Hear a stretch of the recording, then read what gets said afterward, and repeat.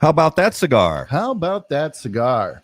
Ladies and gentlemen, you are watching episode number 109 of How About That Cigar Live. Thank you so much for being a part of How About That Cigar. If you would please take just a minute, share us out with your favorite Facebook cigar groups. Let everybody know that we are live and we have a great show tonight, as always. And as always, again, we come to you live from the Drew Estate Cigar Studios. And as another reminder, Drew Estate announces the return of the Barn Smoker program in 2021. They will host 3 barn smokers, beginning with the Connecticut Barn Smoker on August 14th and 15th in the beautiful Connecticut River Valley. The Kentucky Barn Smoker will follow in Hopkinsville, Kentucky on October 9th. And finally, the Florida Barn Smoker will take place November 13th and 14th in Claremont, Florida. As always, Barn Smoker attendees will enjoy an immersive deep dive into a variety of unique sensory activations that will focus on Drew Estate brands, including Undercrowned, Herrera Esteli, Pappy Van Winkle, Hoya de Nicaragua, FSG, Tabac Especial, and Acid, while chilling with Drew Estate ambassadors, including company founder and president Jonathan Drew, master blender Willie Herrera, and La Gran Fabrica Drew Estate factory spokesman Pedro Gomez. Multiple ticket tier options are available. Please visit barnsmoker.com to learn more.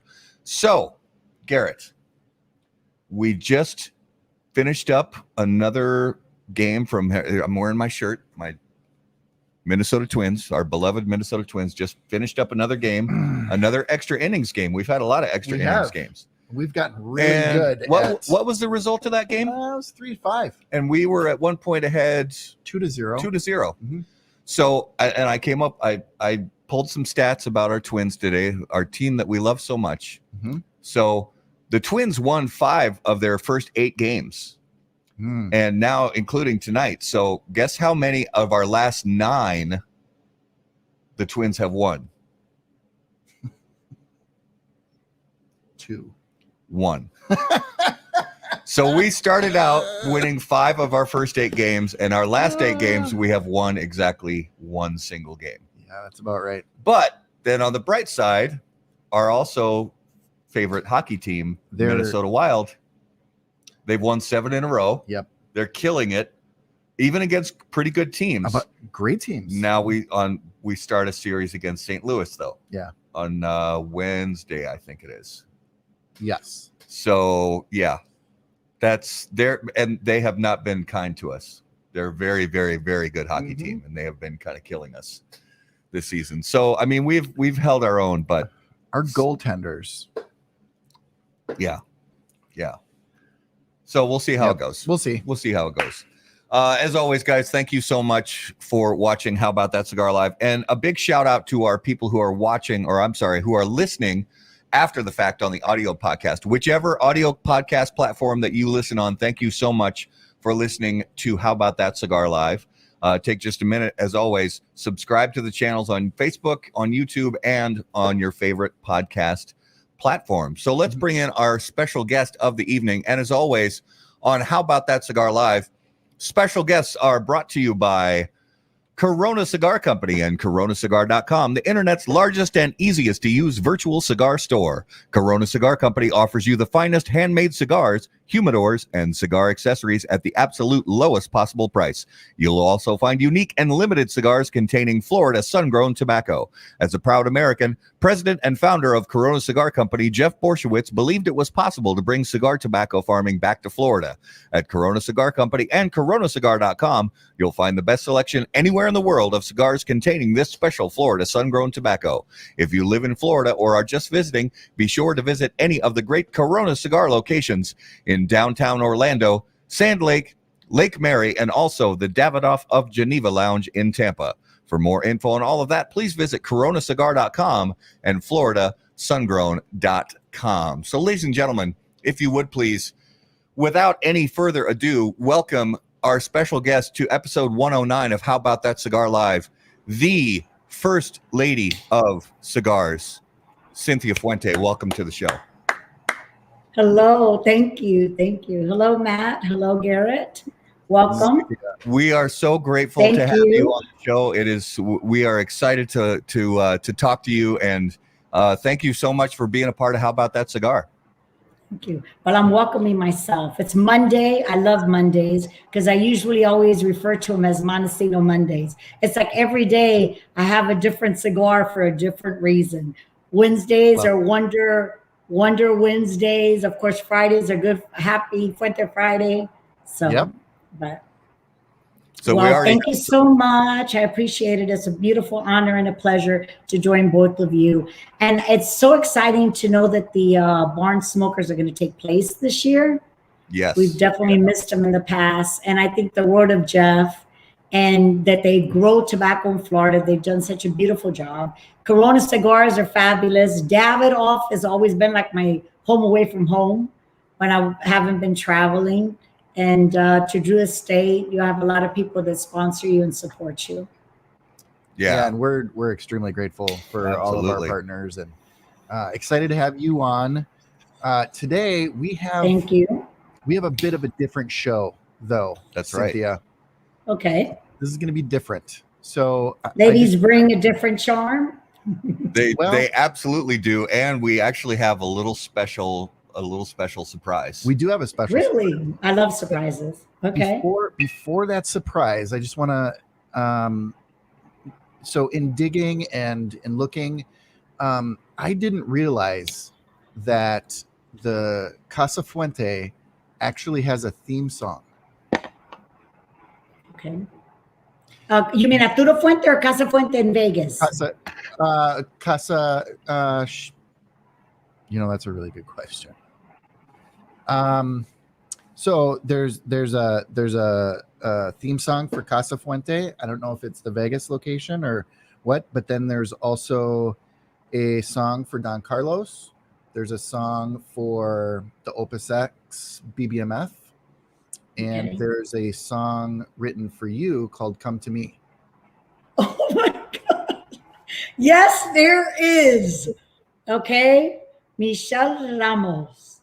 So Ramo. without He further my ado, Detroit family. Yes. Without further Yes, you're ado, absolutely right. we would like to invite No. Michelle. Are you kidding me? Oh my gosh. This is a beautiful, beautiful surprise. I love Michelle, welcome to the surprises. show. Oh Hi, my Cynthia. God. Ramo, my Hi, love to you, Cynthia. darling. Hello. I We've got had a my lot of shirt. beautiful memories. Yes. I got Oh, my this shirt. is a delight. Thank you. Oh gosh. So Matt and Garrett, this is beautiful. You have no idea how much I miss this man and all my Detroit family. Yes, we miss you too, Cynthia. We have oh my God, you have Calito on you. Oh my word. That's fantastic. This is fabulous. That's fantastic. Oh my gosh. Oh, this is fabulous. Seriously, this is good.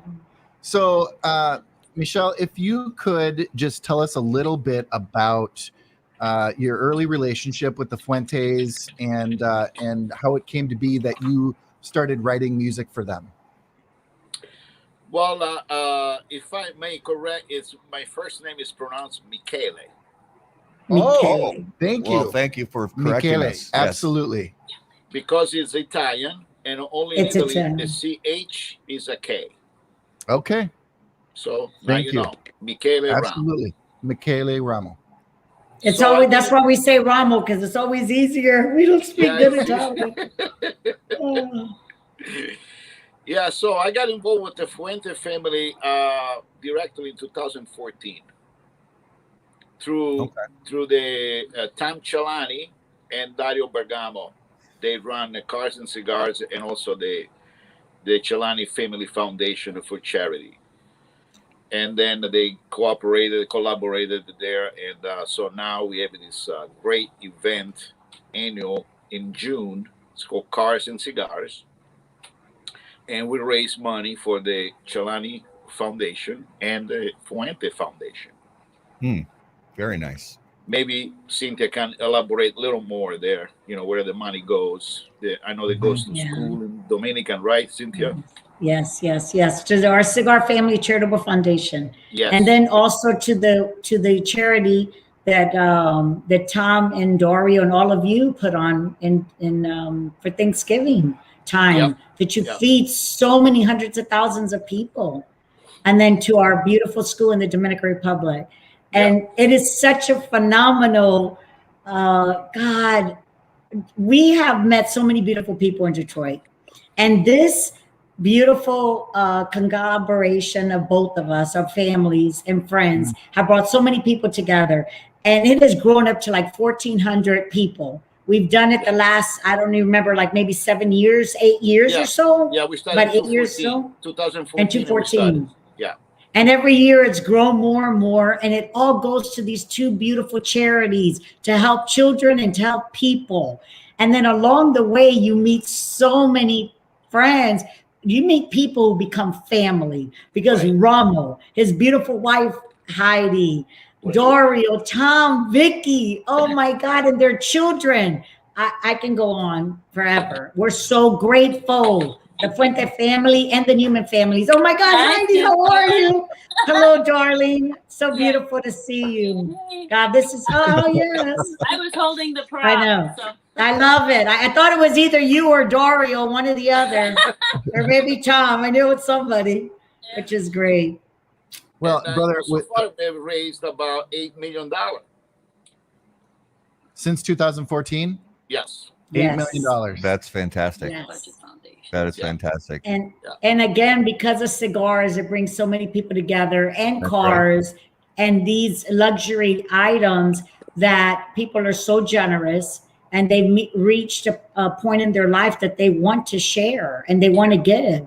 And Oh, it's amazing what the items and the different lots go to, all the different auction items. Yeah. And like Tom and Vicky will host an evening at their house, and they have a private chef. And then I'll go back into Detroit and we host an evening, a Fuente Open Sex evening. And it's just like so many gems. We always have Ramo there. Then we have Chef Bobby. It's Chef a lot Bobby. of fun. Yeah. Well, we're making money, to raise money. I mean, to Yeah. raise and help people. We're also having a blast. Yeah. And just, Absolutely. gosh, this is such a beautiful surprise. I'm so excited. Oh my God. So you can even play Come to Me. So the So story behind that song is hilarious. And we had a blast while we were doing it. Okay. We were at Dario's daughter's wedding for the weekend at Traverse City, Michigan. Okay. Yep. To her father. So yeah. I had a chance to speak with Ramo for a while, and he had so many great stories. And the Come to Me story had me on the floor. It was fantastic. Oh God. And if you were there, it was even more hilarious. And they never let me live it down. And then when Rambo made a song about it, it was very special. Thank you. I appreciate it. I love you, both you and Heidi. So sweet. So Cynthia, what do you want to hear? Come to Me or Casa Fuente? Your choice. They're both wonderful. So I do Casa Fuente, just is more, Okay. Yes. I'll skip. Here we go. I'll skip.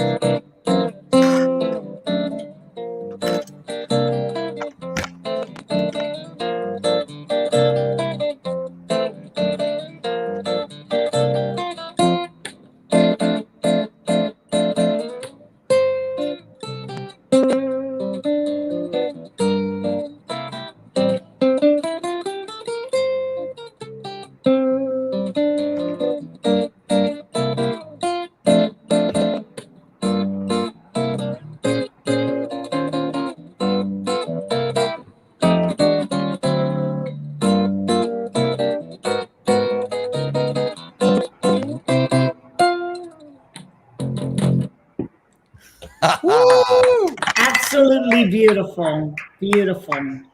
Absolutely beautiful. Song, Isn't that? That song builds the mood for cigars Oh, and it's perfect. friends. It's just it's such a great But, song. you got to understand, we played this one with 17-piece orchestra with all the horn sections. Yes. Oh, Music always makes the mood. Okay, you know what? I hope we have time. Do come to me really quick. Or come to me All right. really quick. Yeah. Okay. Oh my gosh, this is fabulous.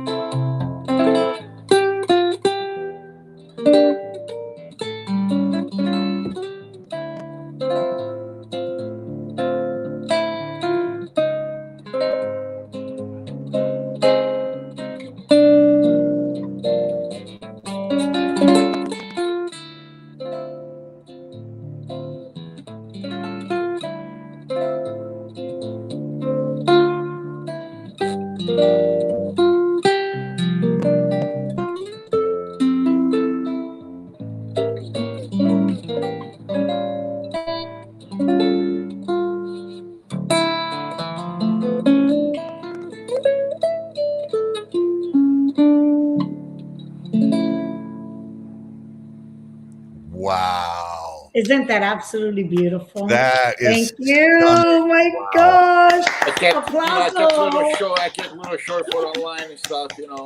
I wish I could be there to hug you. Thank you so much. So we have the Casa Fuente that kind of puts you in the groove, and then we have the romantic come to me, since Yeah. I'm such a romantic person. So you got a little bit of both. Yeah, And music yeah. does always help. Yeah. Aw. And how you doing, Romo? You're good? Doing great. Finally, we stopped back, working again, and the Yes, clubs opened up. yes. So we were locked up for about a year. Yes. Everything's semi-normal. Yeah, we're starting little by little to Yep. see that the sunshine, that light at the end of the tunnel. So we're so happy about that because everybody's missed each other so much, so Yeah, much. yeah. Yes. And I love your sign, the Calafuente sign in the back, and I love your hat, always representing. What about thank this? you. What about And this? your cufflinks, I remember. cufflinks. Yes, look at those cufflinks. Are they not beautiful? That's Beautiful. fantastic. I know they So are. beautiful. Oh, good. Thank you. That was beautiful. And Fantastic. the You have lyrics. no idea how much joy you brought to me tonight. And I I'm a person invited that, Cynthia, I invited the Garretts to come to Michigan to Cars and Cigars. please, I hope so. Please be our guest. That would be absolutely wonderful. Matt And Garrett. believe, Yeah. we know that you'll have a fantastic time. That's for sure. We can guarantee you that. Yeah, we have no Yeah. doubt with And the then, music yeah. and everything that goes on that Ramo was telling me about. Sounds like a great time and a great charity. Yeah.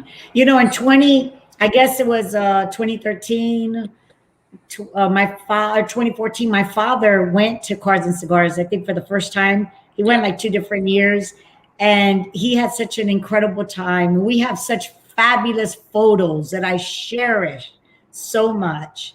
We've just met wonderful people there. We're so fortunate because I can literally say all over the globe, but everywhere we've traveled, we've met people and then they become our family and they become part of us.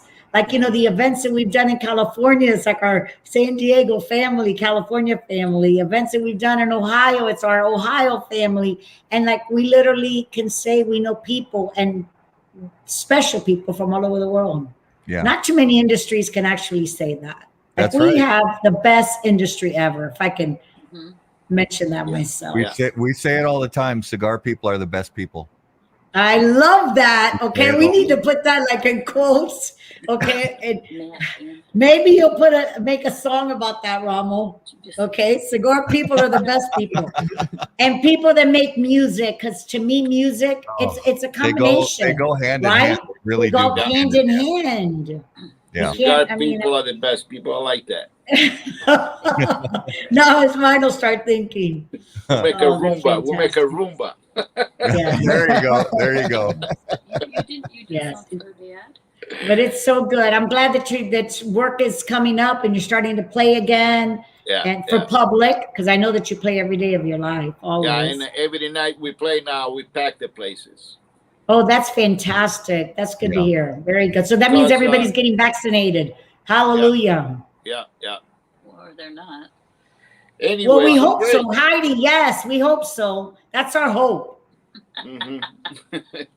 Well, Ramo, we want to thank you so much Thank for you. making Thank this you. a very special Oh. show and a Yes. very special surprise. Very, very grateful. Thank you. It's been a And- pleasure, Cynthia. We I love you, darling. I Love love you you, guys. Heidi. You made my night. I think everybody deserves a real surprise, and this was a genuine, true surprise. Yes. Yeah, Okay, just I need love me a you minute. both. Oh my gosh. Okay, guys. Take care. Ciao. Thank you so much for Blessings. playing We'll for meet me you, Matt tonight. and Garrett, here in Detroit. That'll be great. Thank you. Okay. You got it. Yes. Bye, All right. honey. Take care. I love you both dearly, dearly. Love you. Say hello to everybody for me. What we'll Send all do? my love. Okay. Yes. All right. Thank you. Guys, you took So, it away. That That was was fabulous. that was all Garrett. Garrett came to me. Garrett. He Oh sent me my he sent me a text a gosh. couple days ago, and he said that he was working out this special surprise for you, and I think it was wonderful to meet him and get to hear him play live on our show, and that was pretty cool. Well, and credit. You know, really I'm goes- thinking of all the. Okay, go on. What? No, I'm sorry. credit really goes to Ronnie Heisha, and Okay. he's probably okay. going to hate me for calling him out. I don't It's care. all right. I don't want to take credit but Ronnie knew about the relationship between the two of you. Okay. And once he saw that you were coming on the show, he reached out to me and said, "Hey, what do you think about this? I know Ramo. I can give you his contact information." Oh, that's So fantastic. that's what put the wheels in motion. Ronnie at Oh, Secreto Cigar Okay. outside of Detroit. well, So- thank you, Ronnie. Yes, I do love Ramo dearly. And we've become such good friends over the years, and I'm so grateful. And when you said like a Casa Fuente, I was thinking of all this music, and I'm thinking back in the day when I was a kid, we had a Natura Fuente song that we used to play on the radio. I mean, it was a classic. The radio, AM, whatever it was. And I'm thinking, God, do they know about that song from way back? So like my head was going and that was a beautiful surprise. And he plays phenomenal. He's so talented. Oh, it's beautiful. And he has made many songs for our family, which we're really grateful for. Yeah, and if you guys, you know, Okay. I recommend you just to go out to YouTube and just search his name, Oh, Michele Ramo, gosh. Yeah. and it's a fun trip. Yeah. We actually just before we went live spent some time on YouTube watching and listening, and there's some really, really cool stuff. So I listen to his music so often. When I'm cooking or doing whatever, I always have music. It's either Ramo, Arturo Sanavar in the background, or my Spanish music. I always have music. Music's a Yeah. part of our life. We grew up listening to music yeah, with our ancestors. They always had music. Even at the factory, they had music. yeah. Yeah. And we do in the Dominican Republic. We have Yeah. music for our employees all day. Yeah. And it stimulates them, and it really puts them in a good mood, and it helps. Makes people happy, and it, I agree. I yeah. agree. So Cynthia, we were, we were fortunate and grateful to talk to Carlito about a month ago or so, and we have just been so excited over the last few months and really even years, because even though we didn't get to know any of you and your family members before, we've kind of been part of the family, just being consumers of these wonderful products that your family has had on the market for Thank so you. many Thank you. decades. So we want to get an idea about you, and you grew up really surrounded by premium tobacco, and in a lot of ways that had to have been sort of a almost like an enchanted upbringing, but at the same time, it's still a business and it's a family business. So talk to us about, that first time, growing up, that you said, okay, I'm going to fire up a cigar myself for this first time. And what was that? Because everybody's first cigar experience could be good or bad, honestly. So do you remember your first experience when you first fired up a cigar? Actually, I don't specifically remember like the first time. I believe I was, and 18 was the legal age to drink or smoke or what have you when I grew up. So I believe it was about when I was 18. But nevertheless, when I grew up as a child, I was always with my grandparents, my aunts, my uncles, and everybody. And my grandfather, Arturo Fuente, he was known to smoke anywhere from 20 or 25 cigars a day. Yeah. And it's true. He lived with a cigar in his mouth. And I remember as a younger child, I was always around him, and he loved animals. He had farms and so forth. So he would be lighting a cigar, smoking a cigar. And it was the 858 as far as like the length, the ring gauge and so forth that we came out when he passed away at 85 in honor of him. And I remember just asking him, Abuelo, may I have a taste of that? And I don't even know if I was 10, 11, how I was young. And he would just hand me the cigar and I'd take a puff, smoke and keep on going. Yeah. And so like whenever I really wanted to just have a little puff, I did. So I don't remember ever getting sick. I don't remember ever having like a bad experience when I first smoked a cigar. Yeah. And I believe that I was probably about 17 or 18 like that. Yeah. Okay. And smoking with my father. Mm-hmm. So more than likely it was like a Don Carlos blend. Yeah. But to say like a specific moment or like, you know, a drunken moment that you felt, I can't remember that. But I remember after college, when I was traveling nonstop throughout the United States with all the wonderful brokers, all these older gentlemen, because at that time we couldn't afford to have a sales force of our own. And so I remember smoking and really starting to enjoy, but I did my homework on tobacco bales all the time as a kid. So I was always surrounded by tobacco. Well, and one of my favorite stories that I heard a few times on some interviews is, you know, as young as 10 years old, you recall going up to either your father or your grandfather and taking a puff of their cigar, you know, and that just shows the difference of culture. And it didn't wound you or, you know, hurt you. And just how you grew up with that is fascinating. Yeah. It makes me smile because it brings back such beautiful memories to me. Yeah. It's wonderful. I loved it. I loved every minute of my upbringing. I had the most wonderful childhood in the world. I could never ask for more. So when you look back at even when you were a child, going up through your teenage years and all the way until today, do you recall some of the first tasks or jobs that you would be given to to do to help out around the factory, or maybe as a child just to keep you busy? Well, we grew up at the factory. Yeah. All summer long, we were at the factory every day after school. My father used to send my uncle to pick me up, my uncle Avilio. And if I was lucky, he would take me to Dairy Queen to get some ice cream before we would go back to the factory. But I think subconsciously, my father did this, and without even maybe realizing it, I did everything, and that whole entire factory.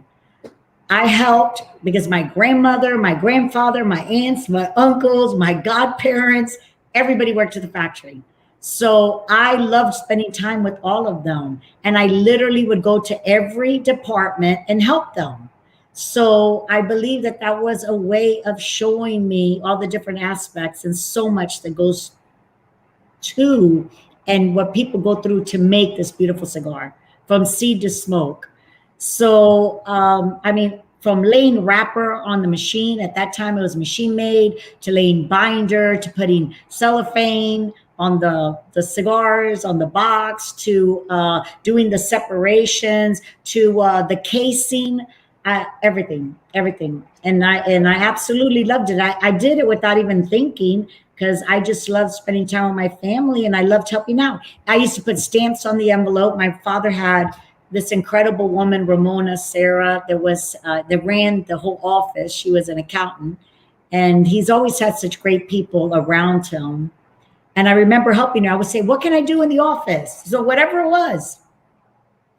And I believe that my brother Carlos and my brother Ricky, my cousins, all of us, and that way we learned so many different aspects of the business. Yeah. And we got to talk to Carlito a lot, and he really Which did. is a wonderful segment. Oh, It was thank you. fabulous. Thank you very And he much. was Fabulous. really open, which we appreciated. He was really open about God, I know. his and your relationship with your father, and just what a special man he was. And so, we got his take on that, but we want to hear from you what that was like, with your father, and having him, not only as a father, but from a cigar and business perspective as a mentor. What was that? What did that mean to you? Gosh. Being by my father, Carlos Fuente, and by my mother, Ana Luisa Lopez Fuente, were just wonderful, wonderful moments throughout our whole life. But my father wasn't a true example of a mentor and a hard worker. He worked very hard. And I don't believe that he ever concentrated on what anybody else was doing other than what he was doing. He had a tunnel vision and he had goals to meet. He had to support his family, and he did that way. He did that. And he was a very hard worker. He taught me what the true meaning of work ethics was, both my mother and father, because I witnessed them always being a team. He taught me what it was to be a team player, dedication, organization, loyalty, knowing your product and knowing it well. And he taught me everything in a positive. He taught me communication. My father, we could take anything to him, and he was always there. No matter how busy he was, he would take that moment and talk to you. And at that moment, you felt that you were the only person in this whole entire world, because he gave you that time, no matter how busy he was. And so he was a pillar of so many things. And I could never think of one thing negative or one thing like off. All of us were very fortunate to be around him all of our lives. And now that he is not with us, I continue to learn from him. There's things that I do every day. When I get up, I want to be the best person I possibly can be, because he did that all of his life. He worked around the clock. He slept what he had to, but he worked around the clock, and it was always to be better for himself, for his family, and for the world. Yeah. Because honestly, he wanted to make the best possible product for the most reasonable price. Not only because tobacco is very expensive and cigars are very expensive to make, but he always wanted to be fair. And it wasn't about being the biggest. It was always, in his opinion, for him to be the best. Yeah. So, and he and my mother were an example of true love and loyalty. They taught us loyalty and unconditional love. It's like, you don't pick your family. We don't have that privilege. Your family is your family. And no matter what, your family is always number one. And, you pick your friends, and we're so fortunate to have so many wonderful friends, but he taught us a true example what it is to be loyal, loyal amongst so many things. I love it. Yeah.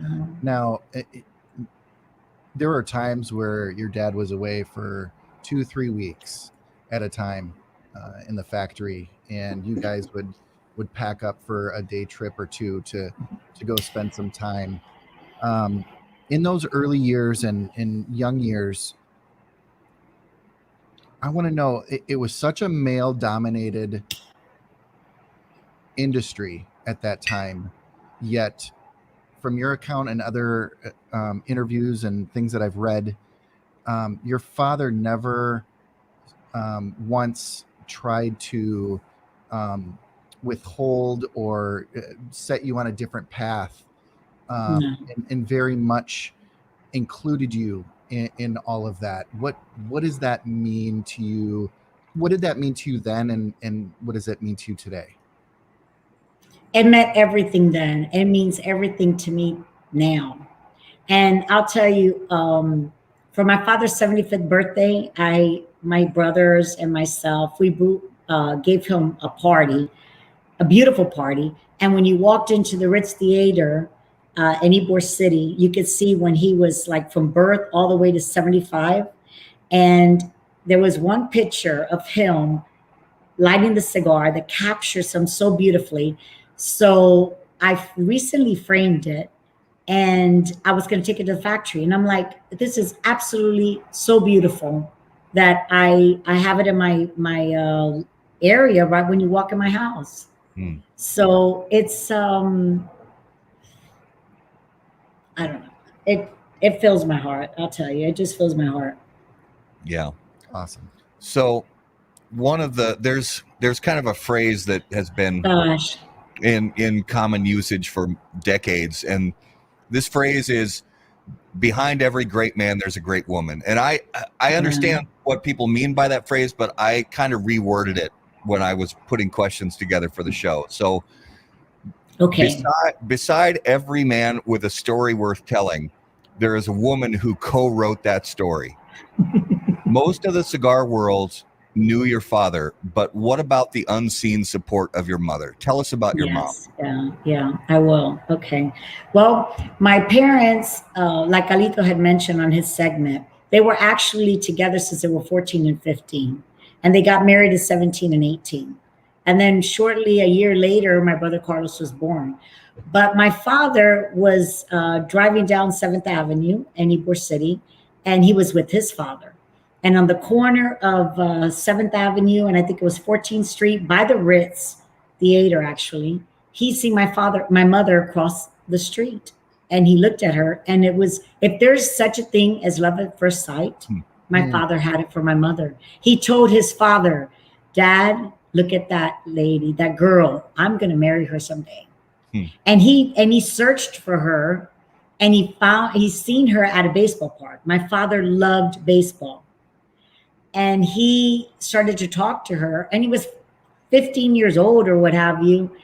And he fell in love with her. He loved her all his life, and she loved him. They were so beautiful.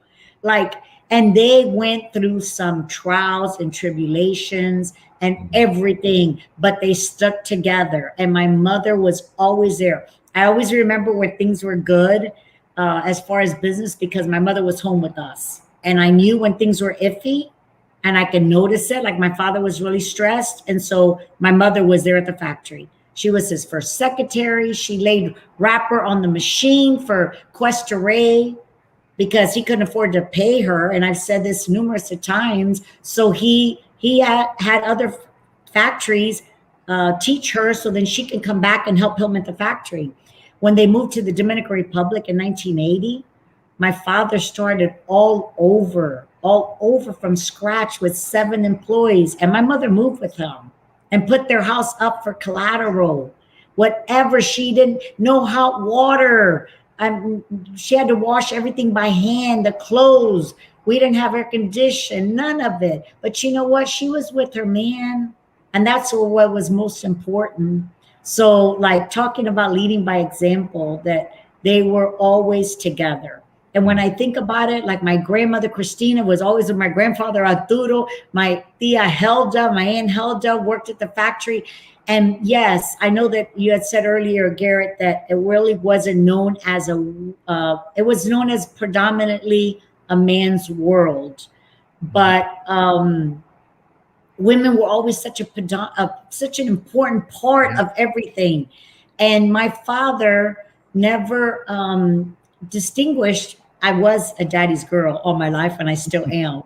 But I was a Fuente. I'm a Fuente, and he could see it, and he knew how much I loved the business, and I loved tobacco, and I loved smoking cigars with him, and I loved everything. And We used to do the accounting, he and I ourselves. We've done everything you can imagine within the business because it was just making it work. And whatever we had to do, we never were one for titles. Not even Calito, myself, my father. It was just getting the work done. But he never made me feel like I'm a girl, so I can't do this. He trusted me and he included me in everything. It was us doing it together. It wasn't it was just us doing it together, just making it work. And so I never felt like I was working in a man's world. Yeah. I just did what I loved. I did my thing and it just all worked out. Well, and I think it's important that, like you already mentioned, that your father never made you feel like you were working in a man's world. He just made you Never. He gave you he just gave you guidance, and he always knew that this was for you. This sort of next chapter was for you. He never worried about whether saying, oh, this is a man's business. He never once did that seem to cross his mind. And trusted that legacy. Yes. And I could say one thing I could say is he was very adamant about education. And my brother Carlos went to community college, but then he moved to the Dominican, and I was currently in college at the time. And my father said, you stay in Tampa at the beginning, right at the 80s, 1980, and you run the Tampa office and finish your education. That was very important. And I loved business and I loved psychology. And he says, go, I even went an extra year. And I remember him saying, one thing that no one could ever take from you is education. So he was very, very adamant about that. And that's why, like, even for his grandchildren and his great grandchildren, he has made provisions that as far as education, if you want to become educated, you have the opportunity. Yeah. So, like Carlos has been very pro that with his children. The younger generation is different than when we grew up, but nevertheless, education's always been very important.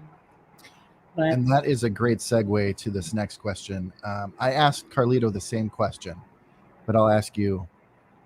So you finish up college and you come into the family business now full time. Right. What does that relationship look like between you and your brother then, and what does that look like now?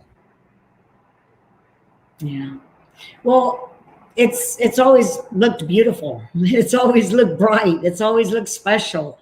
And those days in the 80s, like I said, we were always just trying to make it work, because you talk about 8 fires plus, you talk about trials and tribulations, you talk about crisis, you talk about so many different obstacles that we have faced as a family. And I know that there's many other manufacturers out there, family-owned businesses, that have also faced different crises.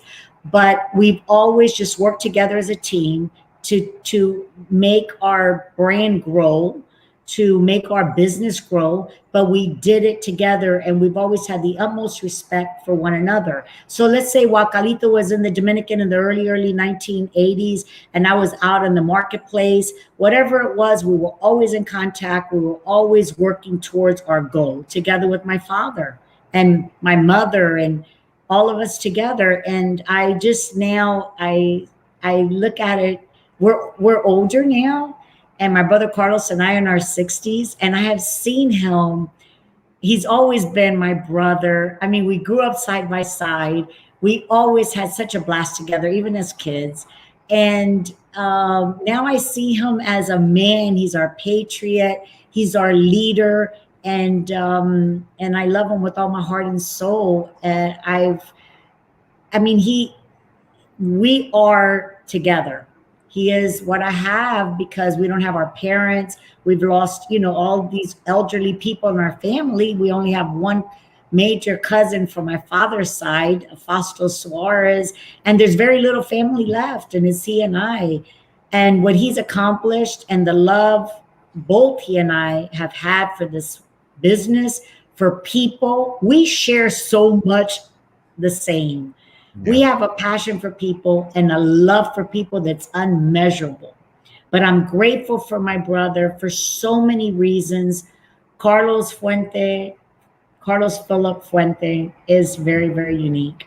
And for all his accomplishments, for everything, he wants the best for our family. He wants the best for the world, for the people of the cigar industry. He wants the best for like so many different causes and charities. He has the heart of gold, and we share that together. And it's he and I, and of course the next generation and everything. But we are carrying our legacy, and we're proud to do it. And I've watched my brother, and especially this year has been particularly special because, unfortunately, because of the pandemic, and I'm so sad for whoever has been affected by it. But we have been able to express ourselves in a different way.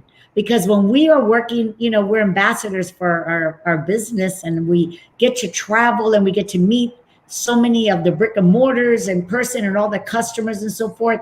And we get to share our love.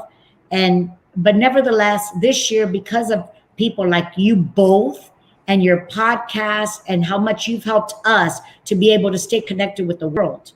Okay. So we've stayed connected with people across the globe. And my brother and I share that. We've been so active, but we've loved every minute of it because we've been able to stay in touch with people that we've not been able to see in person. So I'm grateful for him. I love him with all my heart. There's nothing I wouldn't do for him. And I'm grateful for his mind and the vision that he's always had. Because like my father was one way and he was another, but they were like so perfectly together, like they blended, and us three always blended. And I never can remember ever that I can sit here and say that we ever had like a disagreement. We agreed to disagree on things, but we would sit there maybe over a cigar and some peanuts and Presidente cold beer in the Dominican, and we'd figure it out. You know, we just figure it out. And it's communication.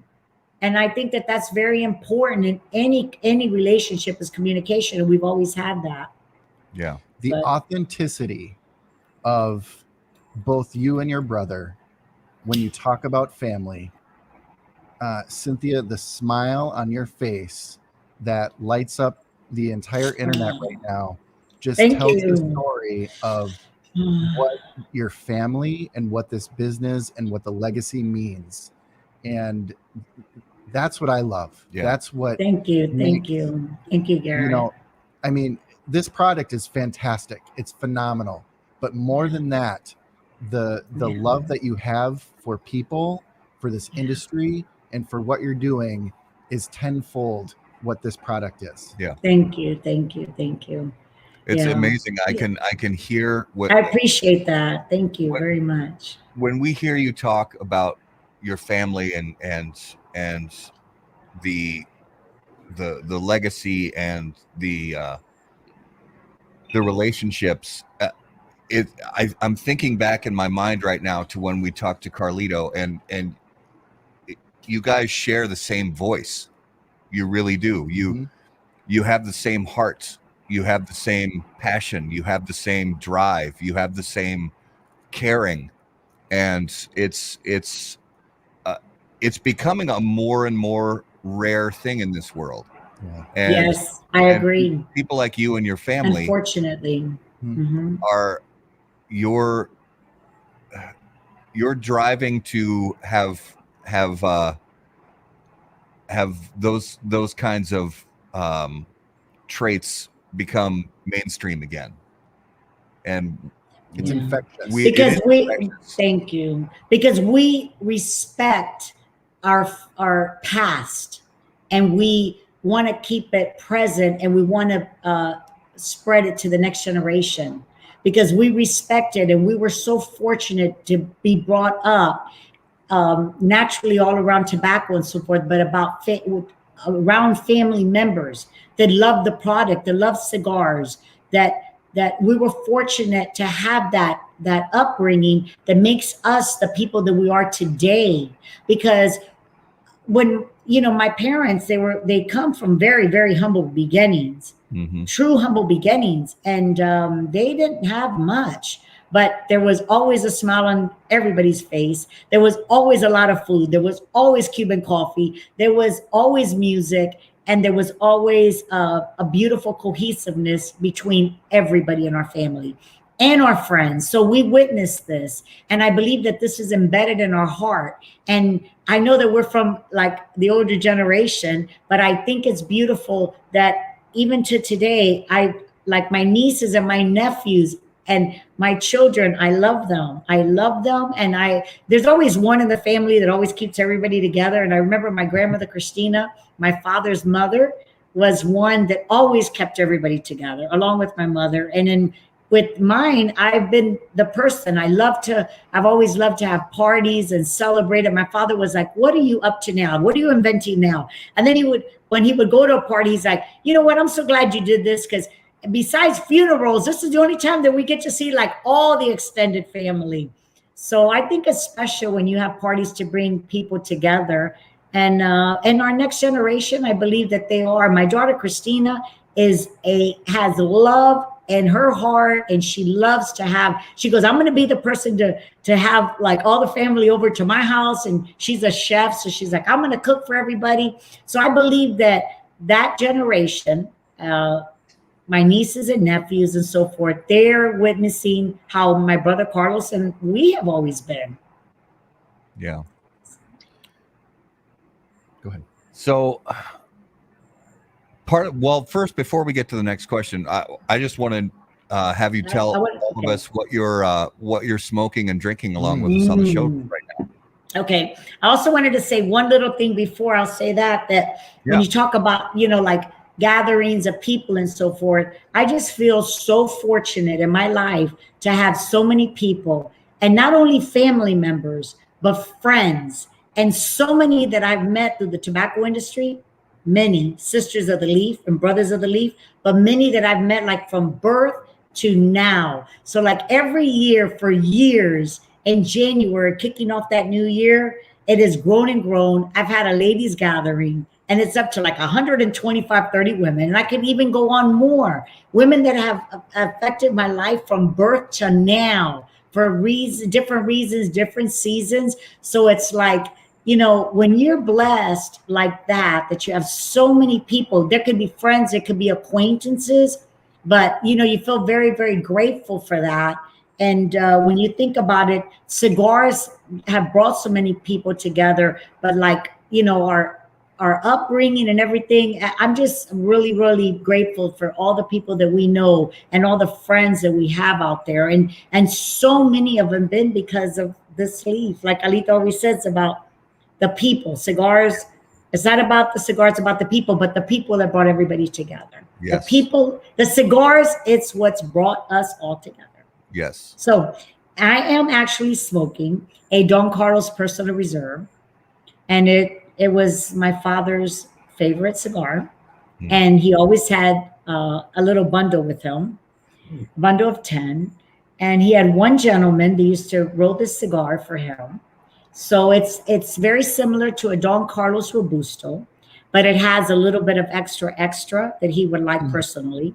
So this one cigar maker used to make cigars for my father, and now he makes it for the world. So this is a Don Carlos Personal Reserve, and I love it. I had a lot of choices here, but I'm like, I'm going to home. This is home. Yes. I think everybody has their absolute favorite, right? Yes. And this also makes me, always feel like I have a piece of him with me. Yeah. And then I have a lot of choices, fortunately, and especially during the pandemic, I've become quite the bourbon collector, but I'm drinking Basil Hayden tonight. Beautiful. Basil Hayden. Yes. Beautiful. And they pair very well together. Yes. Very well together. And what are you gentlemen smoking, if I may ask you? Well, I've debanded already, but the Forbidden I'm getting X, there. Beautiful choice. Yes, I see it. X13. Beautiful. Garrett was very kind to bring these over, and we have a couple more to follow up, but very good. So good choices. They're all good choices. Thank you. When we're looking at the cigar industry today, it is really nice to see more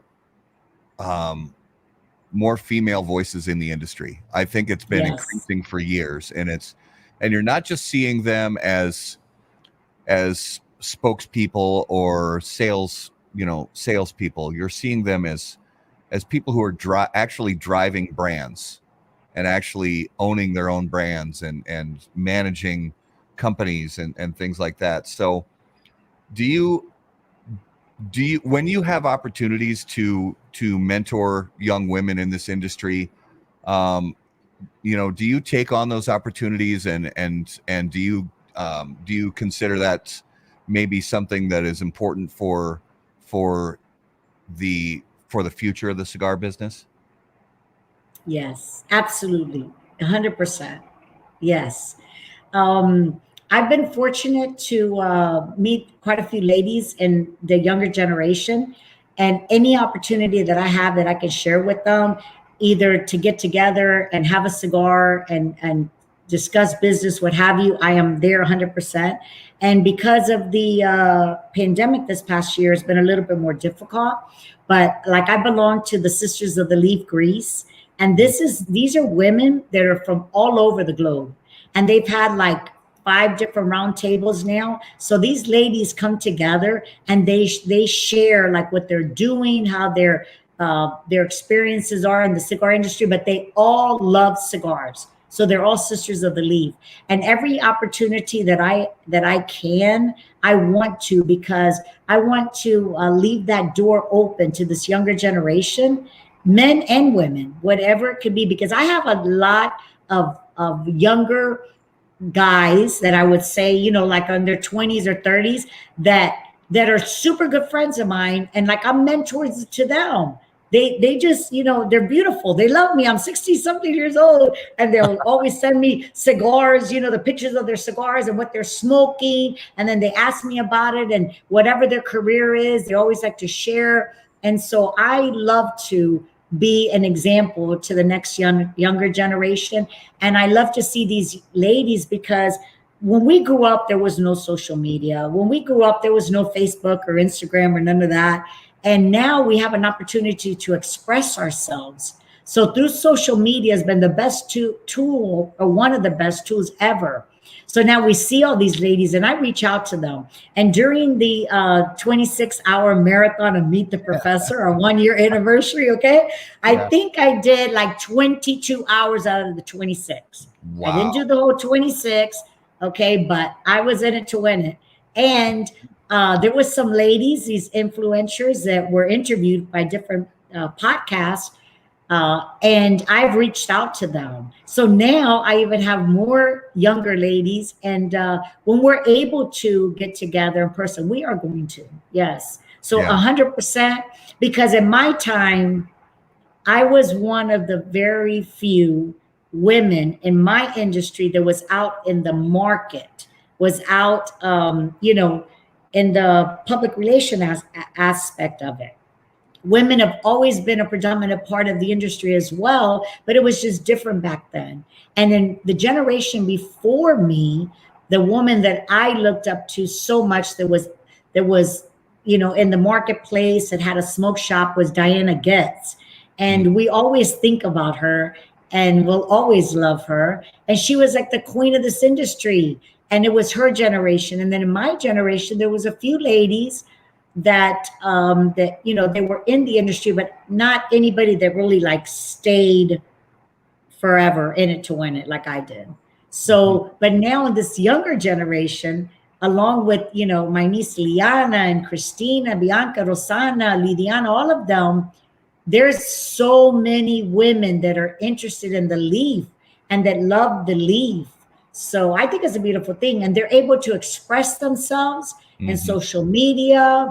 They have cigar blogs, they have cigar dinners. So I think it's very exciting for the cigar industry. Absolutely. I believe it's very exciting for the cigar industry. Yeah. Absolutely. So I want to ask, Okay. when you look at Fuente as it is today, and thinking ahead to, your children, nieces, nephews, grandchildren, and nieces and nephews as they come up, when they look back, what is that thing that they'll say, yeah, that was Cynthia's? That was Cynthia's stamp on the Mm. Fuente, or that was Cynthia's stamp on the cigar industry. What is that thing that you can take, and that's a place of pride for you? Yeah. I believe it's spreading the love, spreading the love of the leaf, uh, working hard, and but spreading the love of the leaf to everybody and keeping everybody united as one. I believe it's very important. I mean, there's so many different things. Different aspects of the business. I love every aspect of the business. I love the tobacco. I love the blending. I love the farm. I I love administrating. There's so many different things, but I believe that sharing your love that you have for tobacco brings so many different things together. And it also, my heart is very open to helping different causes, and I think that's very important too. Like what we've done with the breast cancer, we've done with St. Jude, what we've done with our foundation in the Dominican. There's so many different ways to be able to give back. And I think that if you have a giving heart, you're going to spread the love to always try to help somebody. Mm-hmm. There's so much more beside, we love, okay, like 300 hands or so from seed to smoke. There's so many people involved to making the cigar. So there's so many different aspects of this business to create this product, and every aspect of it I love. But I think that without the people out there that are enjoying these cigars, then where will we be? Yeah. So I think that spreading the love to everybody out there is important. Yeah. And talking about some of the foundation work, recently, you guys did the Rare Pink campaign, which was a fantastic thing. Proceeds went to breast cancer. Do you have any numbers of what was raised for that campaign? Well, if I'm not mistaken, I think we're up to like 76,000. Wow. I don't remember exactly, but I'm almost positive it was around $76,000. And I remember because my niece Liana and myself have always been very passionate about cancer research and so forth, because she's lost family members and I've lost very dear friends to breast cancer. So for many years, she always did the breast cancer walk, and I always did one as well. And so when she was in this past year, maybe like a few weeks before or a month, or I don't remember exactly when, but she was maybe, I think at like 19,000 she had raised. So we all came together as a team and started really promoting. And I have to tell you that it was all, not all, but the majority of the money was raised by cigar lovers, by friends, by family. But the cigar people came together because cigar people are very generous, and they want to share not only their money or their cigars or their accessories, but they want to share.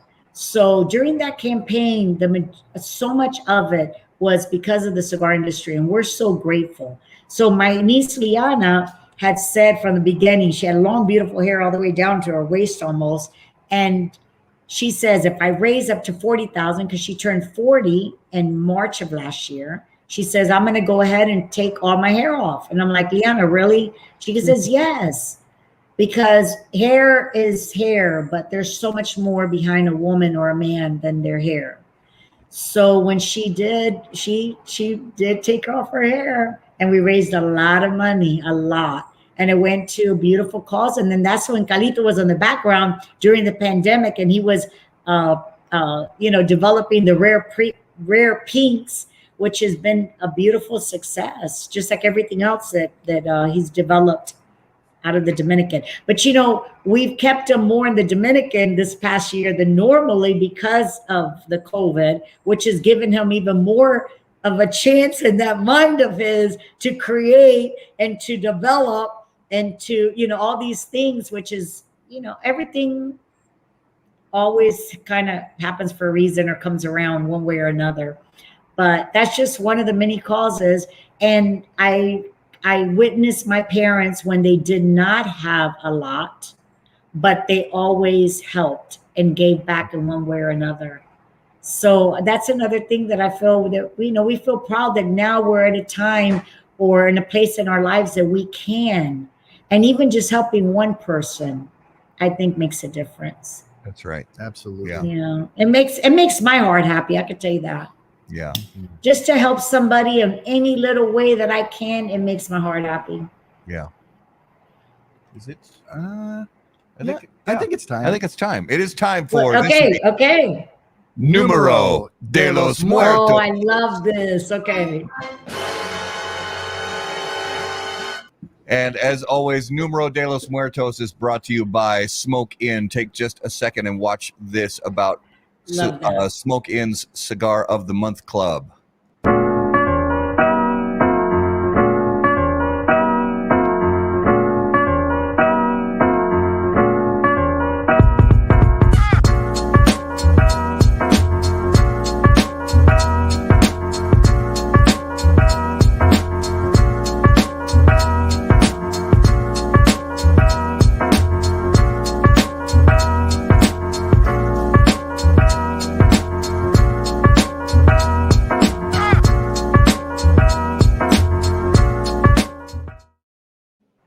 All right, it is time for this week's Numero de los Muertos, brought to us by Smoke Inn. Garrett, what do you have for us?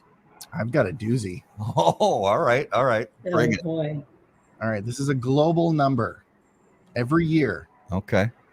around 600,000 people die here. Oh, in a certain place. Mhm. Ooh. All right. As always, viewers, if you guys have guesses, leave them in the comments. Cynthia, we get to play along here and try to guess. Okay. So 600,000 people every year globally die in this particular place. Mm-hmm. But we're not going for a cause, we're going for a place. Correct. Africa? No, so it is a particular place that every corner of the world has. They have these. Oh, okay. Like an illness. Not necessarily an illness. No? More like a. So Chad has a good example. Okay. At university, and it is not university. Okay, so someplace that you would pretty much find anywhere in the world. Correct. Okay. Restaurants? It is not restaurants. Hospitals. It is not hospitals.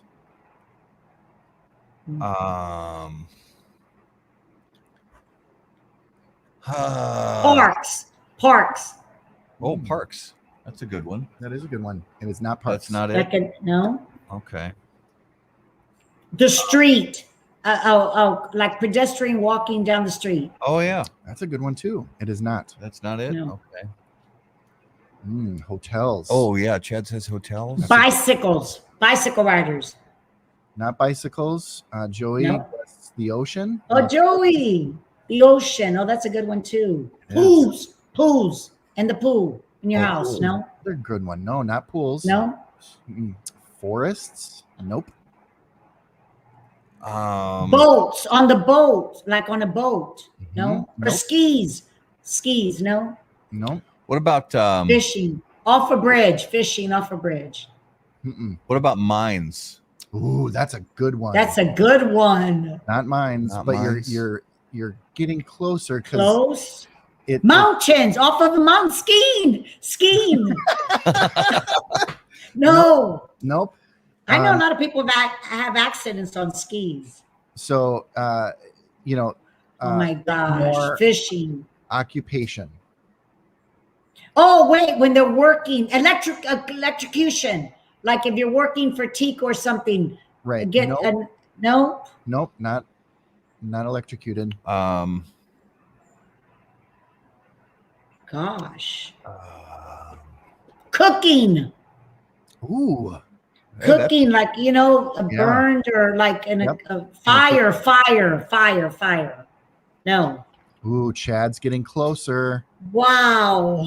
Chad says refineries. That's not it. Refineries. Wow. Okay. You can find refineries sometimes in these places. Mm. Oh, we've guessed a lot. Does normally somebody always win? There's usually Yeah. there have only been a couple times Like where we twice. could not guess it. Where Gary. Oh, no way. And I have to be on the show when we can't guess. Okay. Oh, I think we'll get it. We'll I get, think we'll get get it. there. Okay. So, okay. So different Chad. Oil rigs Is is it a oil good rigs? one, but no. Not oil rigs. Because refineries, I would think, oil rigs would be it. But you said refineries is close or similar. Kinda. Not oil fields. Yeah, I thought maybe oil fields. Mm. Okay. So 600,000 people That's a lot. That's a lot of people. That's a lot per year. per year. God, that's a lot. It's not mining. It's not oil refineries. It's not oil wells or drills. Oyster, like catching, going down and trying to get pearls or something. Diving. Oh, diving. You know, what's really interesting is I actually looked for the statistic on oyster hunters, Pearls. but there's no good statistic I could find. Thinking refineries. Shipyards, no. Joey, you are really on a very. It's Joey Bianco's close. Yeah. A chemical plant. He's very close. And- Close. Yep, and so is Jose. Jose. Oh, hi, Jose. We're How looking are for you, a darling? more generic Oh, God. term for those places.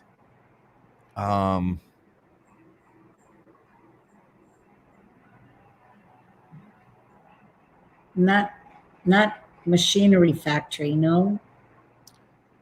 Well, Machinery factory. I'm going to give it to you, Cynthia. No. It's factory workers. Oh, this is terrible that we can't figure this out. It is factory. Yep, factory factories. works? So, Like a sewing factory or all the different kinds of factories around the world. And here's what's really interesting is there's 2.1 million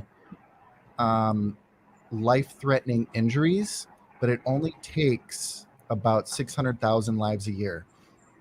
And one of the biggest statistics of factories globally is actually illness, either disease caused by poor working conditions or poor factory buildings that either collapse or start on fire. But it is they're not following the codes.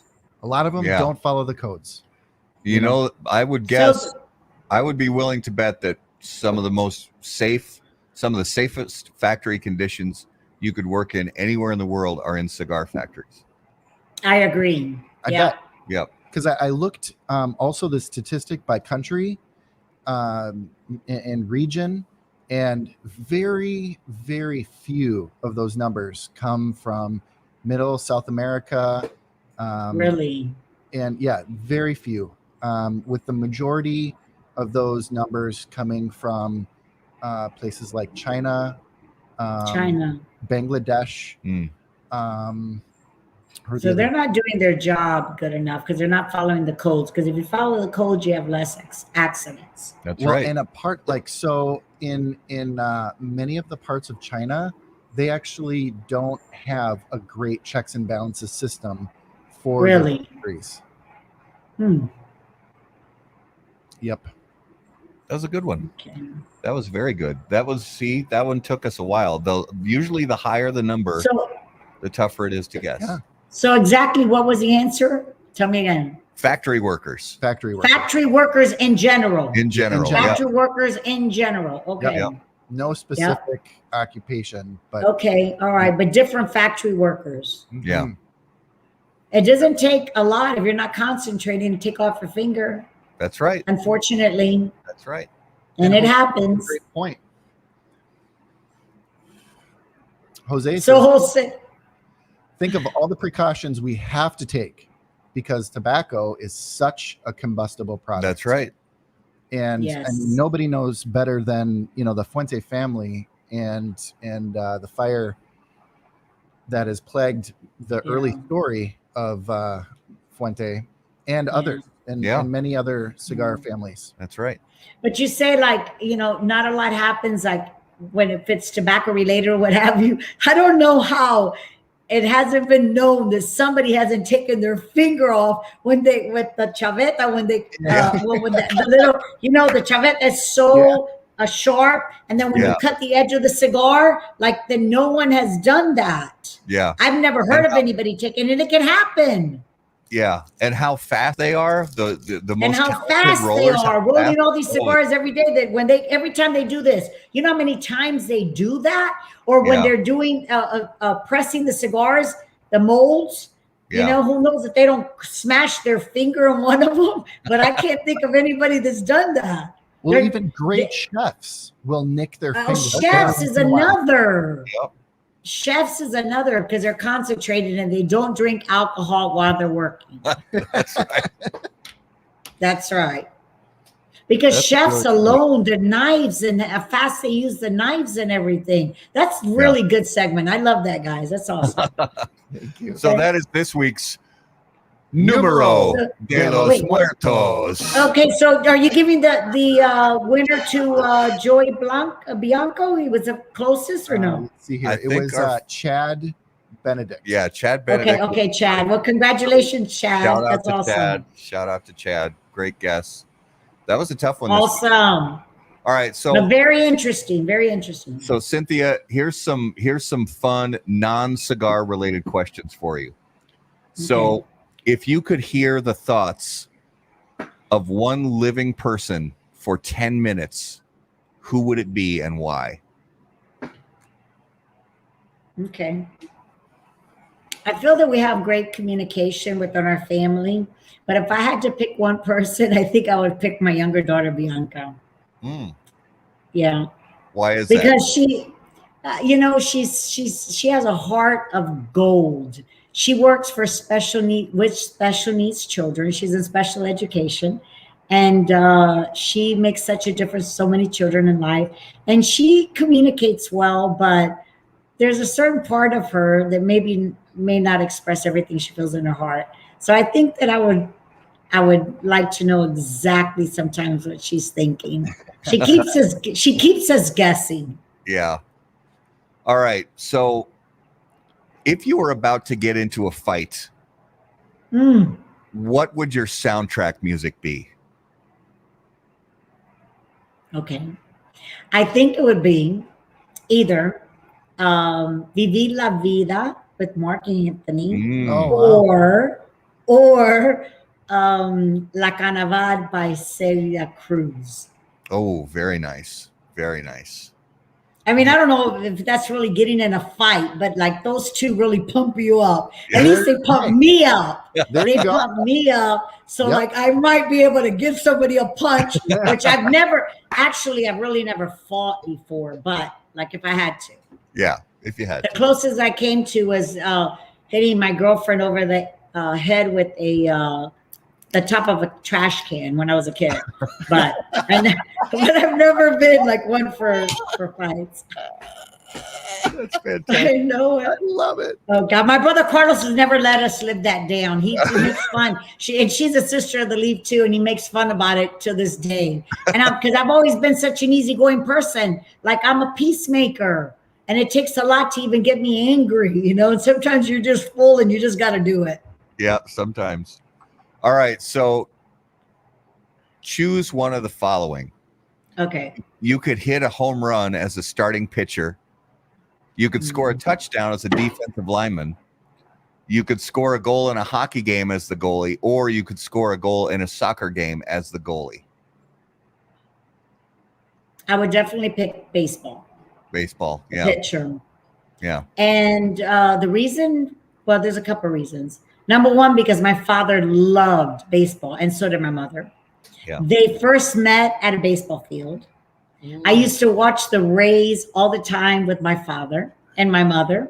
They used to hold hands on the couch while they watched the game. And I like baseball. And of course, my niece's husband worked for the Yankees for many years. So I would say baseball. Very good. All right. If you I could love football too. I do love football too. And we did go, the Bucks made it all the way to the Super Bowl. They did. But I would have to say baseball. Yeah. All right. Yep. If you could bring back any fashion trend from the past, Oh, wow. what would it be? Pearls. What is that now? Pearls. Yeah. Pearls. Ladies with pearls. You don't see I that love much anymore. No. I still wear my pearls, but you don't see it very often. But I used to love the elegance of a woman who wore her pearls. Yeah. So, I mean, there's so many different fashion trends, but I love pearls. Yeah. Yeah. All right. So when you were a teenager, who was a celebrity that you had a big crush on? Well, that's a good one. Every time they came on TV, you were or in the movies, you were just smitten. Swoon. Well, John Gavin. He was probably nobody even knows him. John Gavin and Susan Hayward. They made a movie together called Backstreet. I watched it a million times. He was such a beautiful actor. He had this Adam's apple that was just gorgeous. And I was a big fan, and I loved Lucille Ball. There's so many. Oh, wow. But I would have to say John Gavin. Garrett just pulled up a picture of him. Oh my God, there he is. Look at that. Okay. I watched it. My mother and I watched Backstreet a million times over. And Susan Hayward had this absolutely beautiful red hair that I always love red hair for a woman or a man. Yeah. My wife is a redhead, so. Really? Oh, I yeah. love it. Oh, there it is. Look. Oh my gosh. Oh my gosh. Look at that. Yeah. And a lot of people don't remember him, but I do. Yeah. So if you could add any person's face to Mount Rushmore, who would it be? Oh. Gosh, I don't know. Jose Blanco, the professor. There you go. Yes. Yes. That is a beautiful answer. Love it. I would. The professor. he calls me his co-pilot. He's the best. Honestly, I love Jose Blanco. I'm so grateful that he is spending his last decade plus more with us. And I will put Jose Blanco on the top of it. I think it'll be great. That is beautiful. I love it. I love Jose. All right, so let's talk about this week's Notable Smokable. And as always, Notable Smokable is brought to us by our friends at Ace Prime. Ace Prime, notable cigars, notable passion, notable purpose. So, Cynthia, each week we talk about a cigar that we've smoked recently that was interesting to us. It could be something that's been on the market for decades that we just tried again for the first time in a long time, or it could be something brand new that we just found at the local cigar shop. So is there something that you smoked recently that kind of fits that category that really was interesting to you? I have to say no. Okay, and that's all right. That's okay. That is totally okay. Well, the thing is that, listen, I know that there's so many wonderful cigars out there, and there's so many wonderful manufacturers that are putting such beautiful products out there. But for one, I haven't traveled, okay, which fortunately I'm going to be able to travel soon. And I've always been one just to smoke ours. But Like for an example, if we're like at the TA conventions or what have you, and different manufacturers host different evenings, I always love to try their cigars. Yeah. And I know there's wonderful cigars, but I personally haven't, because I really haven't been to many places to be exposed to it. Yeah. Yeah. And that's completely. I would have to say no, but Yeah. I've been smoking everything that we have. I mean, from talking about a curly head all the way to a Fuente Opus X. Yeah. Yes. So How about you guys? mine from this week was one from Illusione Cigars, and it was when this cigar first came on the market, I butchered the pronunciation of the name. I had no I assumed I was correct in my pronunciation, but I was way off. Sometimes they're hard to pronounce. That's okay. So this one is the Illusione Garagiste. So Wow. it looks like garagiste, but it's garagiste. Wow. So, and it comes in a number of different vitolas. This one that I smoked happened to be the large ring gauge, which I'm typically not big on large ring gauge cigars. I tend to not smoke those very often. But this blend works very well in the large ring gauge. So the Illusione Garagiste. Okay. Well, you did a good job in pronouncing it. There you go. They shouldn't make a cigar so difficult to pronounce. I have to, but I'm glad you enjoyed it. Yes. Yeah. What does that mean? I'm not sure. I have to do some We research. have to look that up. How about you, Garrett? Mine was the Alec and Bradley Blind Yes. Blind Faith, yes. I'd been sitting on one that they had sent us for some time and finally fired it up a couple nights ago, and it is a great cigar. Good job. Yeah. I'm so happy for Alan with his two sons, right? Alec and Bradley. Yeah. I mean, I've seen a few podcasts that he's been on. He's such a gentleman. I would absolutely love to enjoy one of his cigars. Yeah. Yes. That sounds wonderful. So that was this week's Notable Smokables, brought to you by Ace Prime. Improving lives through fine cigars. Visit aceprime.com to learn more. So just to give our viewers and listeners an idea of some cool stuff we have coming up soon, on May 3rd, we have a special show. So we're going a little bit outside of the cigar world. We're going to interview somebody who is a cigar smoker and does enjoy fine premium cigars.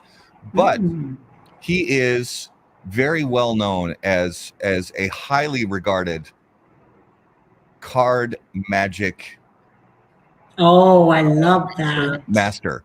Really? That's fabulous. So his name is Jason Ladagna. I think I'm Ladane. saying. Wow. Ladane. So you did get okay. Yep. So his name is Jason Ladane, and he's going to be on the show on May 3rd. So we're going to enjoy some cigars with him and learn a little bit about sleight of hand, maybe, and a little bit of some. I think that's fabulous. So that's. I remember when we would go to the shows, the PCA or RTVA, whatever it was, IPCPR, in Vegas, I would always try to find time to be able to go to one of the magical shows, especially when the kids would go, because that's one convention that a lot of the younger generation would join us with.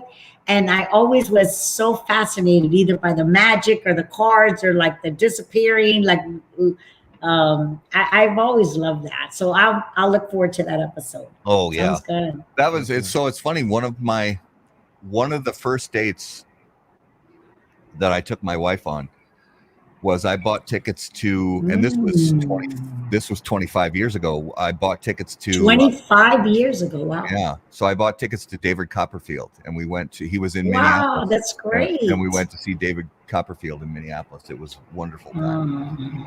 And I grew up, so people may not know this, but Penn and Teller actually got their start here in Minnesota. Yeah. At the Minnesota Renaissance Festival. And so as a young little Renafest worker, I got to see the beginnings of Penn and Teller many, many years ago. And that's fabulous. Yeah. And it's just fun. You know, it's fun stuff. It is fun. It is fun. It is fun stuff. I remember working in Minnesota area like in the 80s with our brokers at the time. And I remember being so cold, but I loved it. It was so beautiful. Oh, it was a beautiful area. So, and then, May 12th through the 14th, we are going to be at the TPE trade show covering that show live. Okay, so you are? Okay, for all good. our Good, viewers, good. make sure to keep up with us on Facebook Live. We're going to be having live interviews throughout the course of the show from the show That's floor, wonderful. learning about some great cigar companies and some great people. So we're excited for that. It's going to be our first trade show covering as a cigar media outlet. And then What I think is good about that show, if I may interject, is that they seem like they're very media friendly. The people that are in the media, it seems like they're very open to them. Yeah. And I think that's a beautiful thing, because the PCA doesn't seem like they do such a good job at that. And the PCA is wonderful. We love them. I mean, we're 100% supporters, but nevertheless, I think that all the media people should be there. Yeah. And they should make accommodations for them. Yeah. And I understand that at that show they have suites for you guys and everything special. And I really think I give that to them. That's awesome. Yeah. Do you have any? And this is going to be like the first gathering, if I believe, right? That's The right. first convention. Yeah. Yes, it will be the first Gosh. in-person convention in Las Vegas since Wow. the pandemic. Yeah. Yes. Do you have that's anybody wonderful. representing Fuente going to TPE? No, we decided we're not going to. I'm not sure if the Newmans are going to be there this year, but like Carl and Mike, that work with all our direct distribution centers, they've been in touch with them predominantly throughout this year. So I believe that this year we're not going to be representing. Yeah. Okay. But the Newmans may be. More than likely, they probably will be. Yeah. Who have been our partners for 30 plus years, the Newman family, who we are together with at the Cigar Family Charitable Foundation, who Eric Newman just had a birthday. Happy birthday to Eric. Yes, happy birthday. They're wonderful people. And following that up on May 17th, another rising star in the cigar industry and another young woman in the cigar industry who is really making a name for herself, and that is Indiana Ortez. Fantastic. So, yes. Very excited to have her on the show as well. Good. So Cynthia, give our viewers and listeners an idea of where they can follow you on social media and where they can find out. Okay. Just make sure that they follow Arturo Fuente Cigars. Okay. Well, I mean, I'm on Facebook under Cynthia Fuente Suarez, my full name, and I'm on Instagram on Cigar Queen 858. And Meet the Professor on YouTube. You can see all the different episodes that we've been involved in. This last year, Meet the Professor has been such a phenomenal tool for us to stay connected with the world.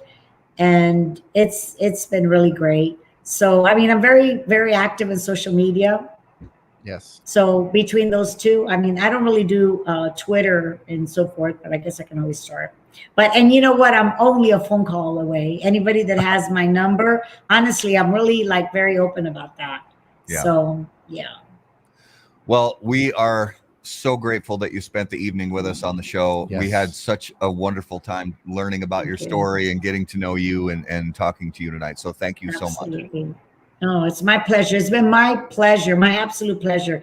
You both, I mean, Matt and Garrett, you all are great. What you're doing for our industry, what you've done, we're so grateful for. You always like go the extra mile. And I believe that both of you really touch everybody in a different way. And you really do, you like, you know, your research like we all do, and nevertheless, but you always try to bring a different, like a really good side out of everybody. And we really are grateful for both of you. And thank you for loving Fuente and for loving our family and for supporting us. We're very, very, very happy about that.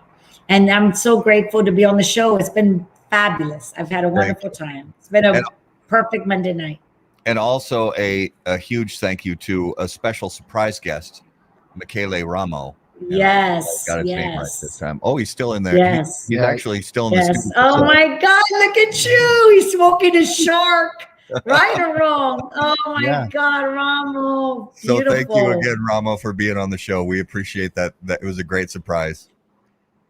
No. I can't hear hang him. on, He's on he's mute. muted. There. It's Yeah. okay. It's okay. All right. Um, I love the how's show. the weather? How's your weather? Is it The good? You're weather's still outside? little nippy still. Yeah. We're in the Uh-huh. 50s. In the Okay, 50s. but it's getting better. It's getting better. Yep. How about yep. for you guys? What's the weather for you? It's Matt and cold Garrett? and cold and rainy and probably going to snow this week. Oh my gosh. And here I am in Florida. Yeah. Okay, I should be hung by the balcony because I'm in Florida enjoying this wonderful weather. We've had the most beautiful weather all year long. I have Yep. seen more sunsets, I think, this year than I have in the last 10 years that I've lived here. But yeah, we're very fortunate to live in Florida. That's for sure. Yeah. But Ramo, I'm so glad that you were able to join us. So wonderful. Yeah. I'm so glad. Look at this picture, Cynthia. Okay, show us.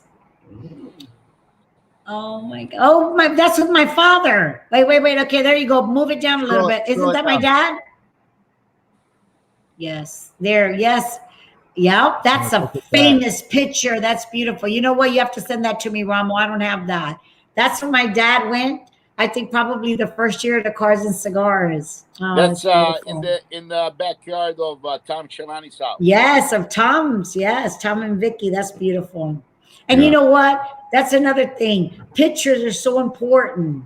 You know, my brother Carlos would get so aggravated because we'd be like in an event or we'd be something. I'm saying, Calito, please, can we take a picture? Cynthia, you're always with your pictures. And then after later on, he goes, you know, I'm so glad you bombarded me because now we have the pictures. Because when you look back, that's the memories. To be able to look at the pictures. Let's see another one. Oh, yes. Oh, that's fantastic. That's with Dario. Absolutely. Yes, of course, our man, Dario. Oh, gosh.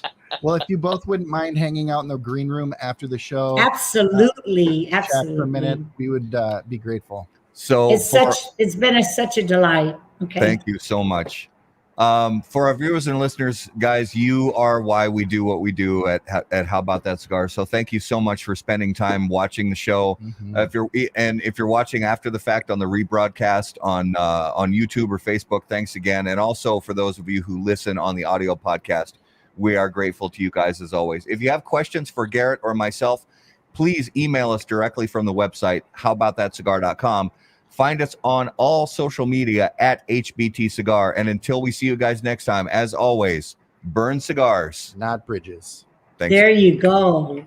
Mm-hmm. Thank you, everybody, for listening tonight. It's been so wonderful. And thank you for loving Fuente like you do. Good night, guys. Thank you. Good night. Thank you. Oh,